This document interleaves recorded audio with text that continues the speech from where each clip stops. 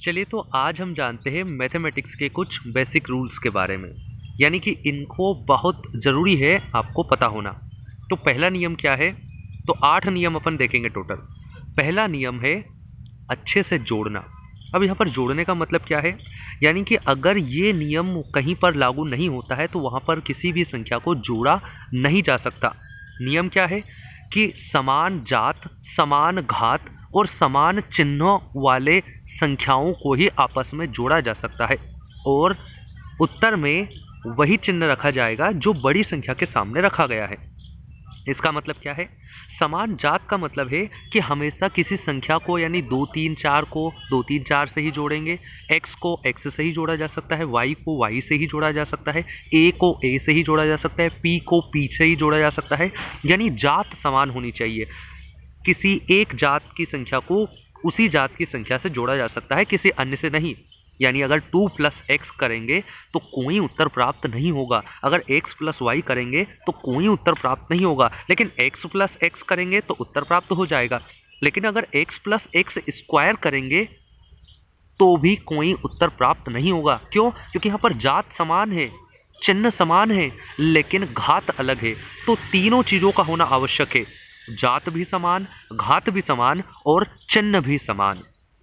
और हमेशा उत्तर में चिन्ह वही आएगा जो बड़ी संख्या के सामने रखा गया हो। यानी कि 8x + 5x जो आएगा, यहाँ पर उत्तर क्या होगा? यहाँ पर होगा 8 और 5 कितने होते हैं? 13x। यानी कि यहाँ पर क्या है? जात समान है, घात समान है और साथ ही साथ यहाँ पर चिन्ह भी समान है। लेकिन अगर -8 और -5x अगर रहता तो यहाँ पर क्या उत्तर होता? तो यहाँ पर उत्तर होता -13x। अगला नियम क्या है? अच्छे से घटाना। अच्छे से घटाना का मतलब क्या है? यानी कि समान जात, समान घात और विपरीत चिन्ह वाली संख्याओं को ही आपस में घटाया जा सकता है।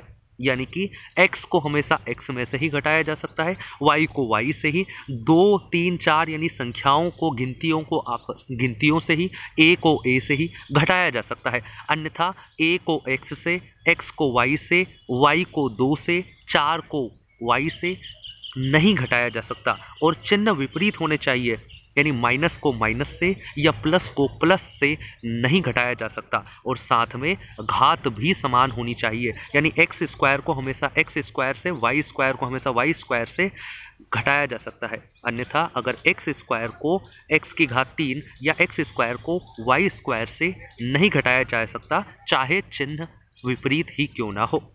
तो समान घात, समान जात और विपरीत चिन्ह वाले संख्याओं को ही आपस में घटाया जा सकता है और उत्तर में वही चिन्ह रखा जाएगा जो बड़ी संख्या के सामने हो। जैसे कि -8x और +2x अगर होगा तो यहाँ पर प्लस और माइनस अलग अलग चिन्ह है, तो इसलिए ये माइनस होगा और माइनस के कितने हो जाएंगे? 6 हो जाएंगे, क्योंकि यहाँ पर 8 बड़ी संख्या है और उसके सामने माइनस है। अगला नियम क्या है? तो अगला नियम है अच्छे से गुणा। यानी कि गुणा कैसे करते हैं? गुणे का नियम क्या है गणित में? तो गुणे का नियम है कि यहाँ पर कोई भी जात, कोई भी घात या कोई भी चिन्ह नहीं देखा जाता है। यानी किसी भी चिन्ह, किसी भी जात, किसी भी घात वाले का आपस में गुणा किया जा सकता है। यानी x का y से, 2 का x से, a का b से, p का q से, किसी का भी किसी से गुणा किया जा सकता है। लेकिन कुछ नियम है, यानी कि अगर प्लस का प्लस से गुणा करते हैं तो प्लस ही आता है, माइनस का माइनस से गुणा करते हैं तो प्लस आता है, नहीं तो अगर प्लस का माइनस से या माइनस का प्लस से गुणा करते हैं तो माइनस ही आता है।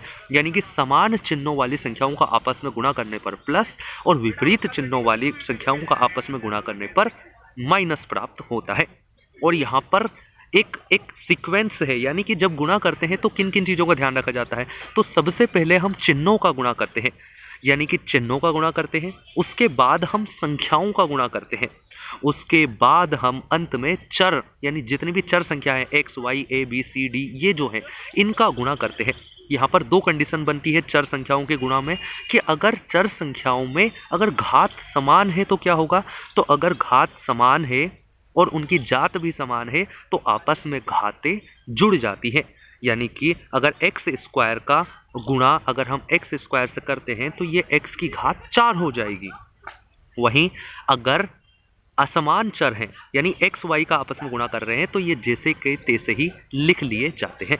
तो तीसरा नियम हो गया हमारा अच्छे से गुणा करने का। अगला नियम क्या है? अगला नियम है अच्छे से भाग देना। तो भाग में भी किसी भी संख्या से भाग दिया जा सकता है, यानी कि यहाँ पर समान जात, समान घात या समान चिन्ह का होना आवश्यक नहीं है, लेकिन नियम लगते हैं क्या कि अगर प्लस का प्लस से यानी कि वही समान चिन्हों का अगर आपस में भाग दिया जाता है तो प्लस वाला उत्तर प्राप्त होता है, और अगर विपरीत चिन्हों वाले का संख्याओं का अगर आपस में भाग दिया जाता है तो क्या प्राप्त होता है? माइनस प्राप्त होता है। वहीं सबसे पहले हम चिन्हों का भाग देते हैं, उसके बाद हम संख्याओं का भाग देते हैं, और अंत में हम जो चर संख्याएं होती है उनका भाग देते हैं।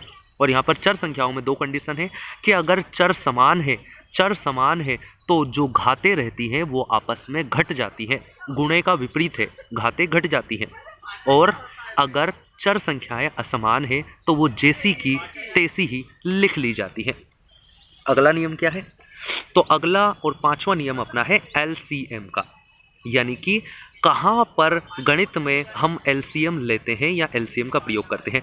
तो जहाँ पर भी अगर प्लस या माइनस वाली संख्या के साथ हमें भाग दिख जाए तो वहाँ पर हम एलसीएम का प्रयोग करते हैं। जैसे कि 1/2 प्लस 3/4, तो यहाँ पर अगर ये संख्या है तो यहाँ पर प्लस भी है और साथ में भाग भी है, तो यहाँ पर हम क्या करते हैं? एलसीएम लेते हैं। और एलसीएम का मतलब क्या होता है? सबसे छोटा गुणक यानी कि जो उनके पहाड़े में आता हो, उनके मल्टीपल में आता हो, सबसे छोटा मल्टीपल।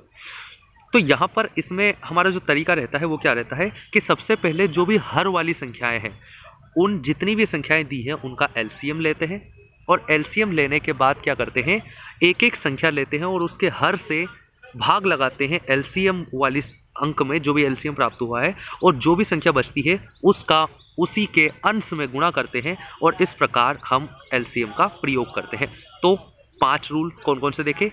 जोड़ने का, यानी समान जात, समान घात और समान चिन्हों का ही आपस में जोड़ किया जा सकता है, और चिन्ह वही आता है जो बड़ी संख्या के सामने लगा हो।